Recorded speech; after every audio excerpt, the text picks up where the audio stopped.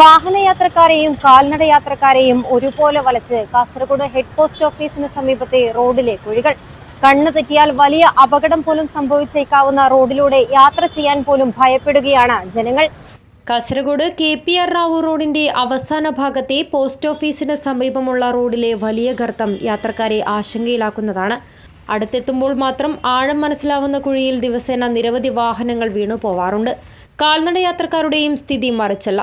Post ഓഫീസിലേക്കും passport ഓഫീസിലേക്കുമായി ഈ റോഡിലൂടെ കാൽനടയായും വാഹനത്തിലുമായി നിരവധി പേരാണ് വന്നു പോകുന്നത്.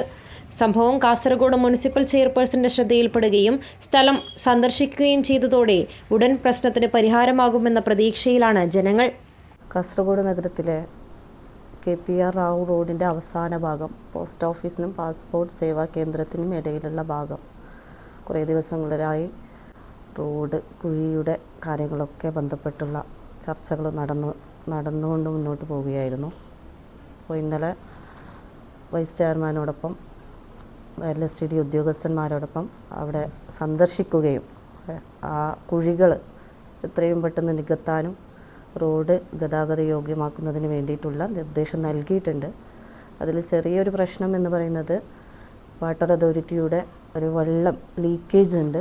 അത് അടിയന്തരമായിട്ട് വാട്ടർ അതോറിറ്റിയുമായി സംസാരിച്ചിട്ടുണ്ട്. അവരും അടിയന്തരമായിട്ട് അത് ചെയ്യാനുള്ള നിർദ്ദേശം നൽകിയിട്ടുണ്ട്. അപ്പോൾ അത് പൂർത്തീകരിച്ചാൽ, വാട്ടർ അതോറിറ്റി വെള്ളത്തിൻ്റെ പ്രശ്നം പരിഹരിച്ചാൽ തീർച്ചയായിട്ടും റോഡ് ഗതാഗത യോഗ്യമാക്കുന്നതിന് എത്രയും പെട്ടെന്ന് നടക്കുമെന്നുള്ള കാര്യങ്ങൾ അറിയിക്കും.